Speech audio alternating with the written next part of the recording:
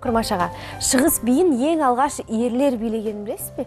Жоқ, елестетудің өзі қызық сияқты.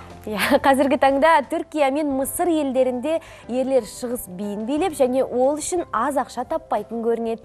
Негізі шығыс биі ерлер емес, әйел ағзасына мүмкіндігінше пайда беру мақсатымен ғана ғасырлар бойы қалыптасып келеді.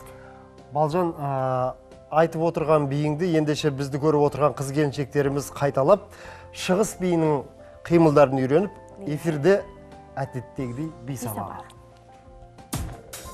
Қайырлы таң көрермендер. Бүгінгі үйренетін биіміз шығыс биі. Бірінші қимылымыз.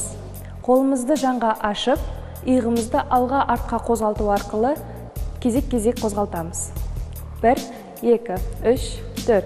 1, 2, 3, 4. Келесі үйренетін қимылымыз аяғымызды алдыға қарай қойып, бүксемізбен қозғалтамыз.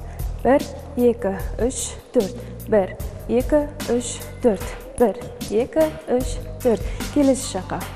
1, 2, 3, 4. 1, 2, 3, 4. 1, 2, 3, 4. 1, 2, 3, 4. Келесі толқын қимылы. Бұл қимыл бүксемізді оңға солға қозғалту арқылы орындаймыз. 1, 2, 3, 4. 1, 2, 3, 4. 1, 2, 3, 4. 1, 2, 3, 4. Келесі қимылымыз жылан қимылы. Жылан қимылы иық, шынтақ және де білек арқылы жыланша орындаймыз.